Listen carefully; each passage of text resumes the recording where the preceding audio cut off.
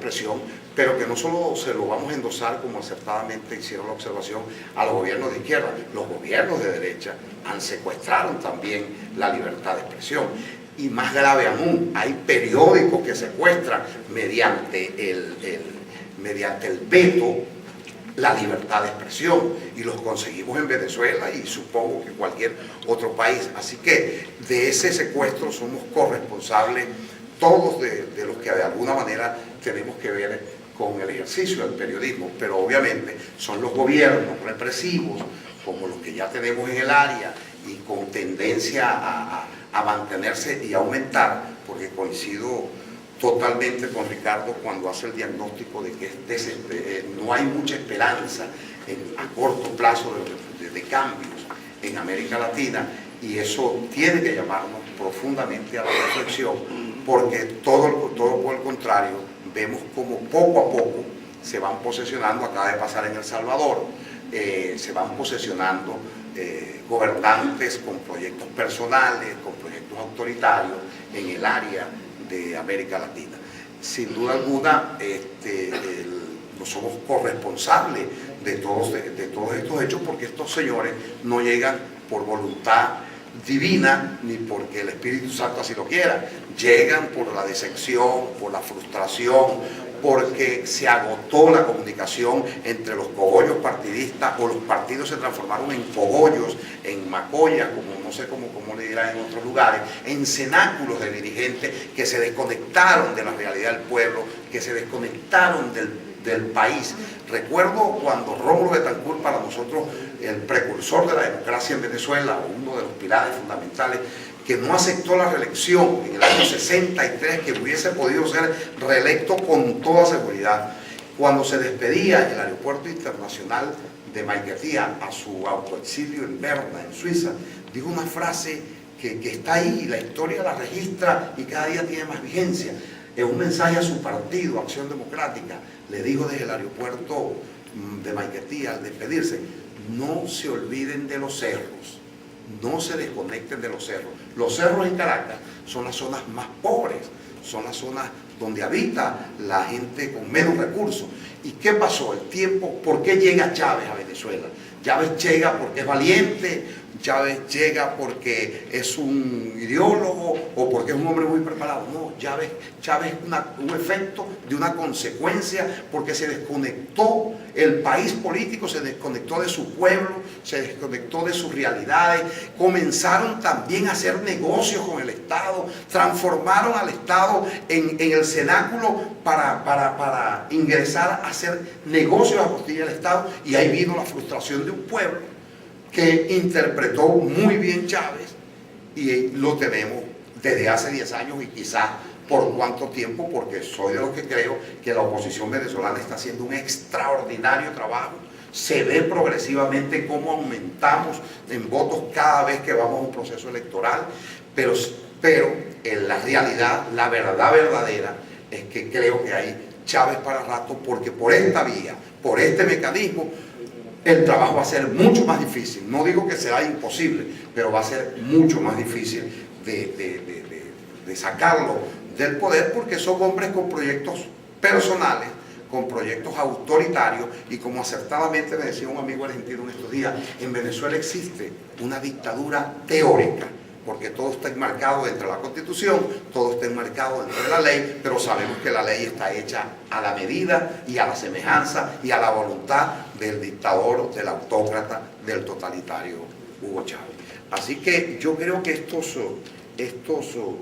y que se evidencian muchos datos. Venezuela es un país con apenas 26 millones de habitantes, para que vean el fraude. 26 millones de habitantes y 17 millones de habitantes tienen derecho a voto. O sea, el país más viejo del mundo. O sea, de 26 millones de habitantes, cuando normalmente entre los quinquenios el incremento era del 8 al 11% del padrón electoral, desde que Chávez se instaura, el incremento es el 33% de un proceso a otro. Sabemos que hay cubanos, que hay bolivianos, que hay colombianos, que hay muchos extranjeros nacionalizados y que ejercen el derecho al voto. El fraude lo comete Chávez de manera progresiva. El acto de votación como tal, yo soy de los que creo que ahí no hay fraude. O sea, en la suma y resta no hay fraude. El fraude es progresivo. El fraude es la creación de un padrón electoral verdaderamente amañado, manipulado por ellos, pero que todos están legalmente aptos para votar. Así que sabemos pues que el futuro o la esperanza o lo que nos espera en América Latina o lo que nos está pasando no es nada halagador, y que el futuro quizás tampoco está muy cerca. Eso no nos puede amilanar, no nos puede cohibir de seguir trabajando día a día, hacer este tipo de cosas, comunicarnos, expresar opiniones. Yo creo que la Sociedad Interamericana de Prensa, en la cual me honro pertenecer desde el año 95, hace un extraordinario trabajo porque sirve de caja de resonancia de todas estas barbaridades que se cometen en el área, y el mundo, o por lo menos en el continente, se está bien pendiente de lo que dice la CID, y que cada 6 meses, aproximadamente 2 veces al año, nos reunimos para intercambiar, para escuchar y para denunciar sobre todo estos atropellos. Yo quiero de verdad agradecerles esta valiosísima oportunidad, sobre todo a nuestro buen amigo y gran colaborador Lester, que es un baluarte del periodismo deportivo aquí, un orgullo de nosotros los latinoamericanos, a ustedes por permitirme expresar estas opiniones, estas modestas opiniones, y decirles pues que, así como le dijimos a Lester cuando nos llegó con la inquietud, el venezolano está dispuesto y abierto permanentemente para difundir todos estos actos, todas estas actividades que nos engrandezcan como latinoamericanos y que nos sigan vinculando al proceso que actualmente o que tristemente viven algunos de nuestros países en América Latina. Muchas gracias. Lógicamente, lo que pasa es que es muy difícil de vincular el hecho periodístico con el personaje. O sea, Chávez es un generador de noticias, pero que además ha creado un monstruo. Chávez tiene, para que tengan una idea, más de 800 medios de comunicación entre emisoras de radio, plantas de televisión, emisoras comunitarias y periódicos. Ha creado un monstruo comunicacional bestial. Cuando Globovisión es señal abierta en apenas 2 estados de los 23 del país, Venezolana de Televisión llega a todos los rincones del país. Cuando Chávez le quita la señal a Radio Caracas Televisión, no era porque solo quería quitarle la señal, era porque es la única señal que llega a lo largo y ancho de norte a sur y de este a oeste en Venezuela, y ahora es una televisora del Estado. Entonces crean un monstruo, Chávez en lo particular ha creado un monstruo comunicacional verdaderamente grosero, aberrante, y que lo utiliza muy bien. Y en eso tenemos que estar claro. Chávez es un extraordinario comunicador, nos guste o no nos guste, pero es un extraordinario comunicador, y es un hombre que genera noticias todos los días, sabe que la genera, y ahora se ha convertido hasta el epicentro de las famosas cumbres. Ya no es Castro, sino es el que esperan es a Chávez, porque Chávez siempre tiene algo importante, entre comillas, que decir. Pero es verdad, los medios de alguna manera hemos sido corresponsables, y en el caso de Venezuela tengo que decirlo con toda la responsabilidad y toda la seriedad del caso. El Nacional de nuestro amigo Miguel Enrique, el mismo Universal. Yo leí ayer una carta que enviaba el hijo del doctor Caldera, que fue quien indultó a Chávez, el Rafael Caldera, defendiendo esa posición, y transcribía textualmente una expresión de la colega Patricia Polejo.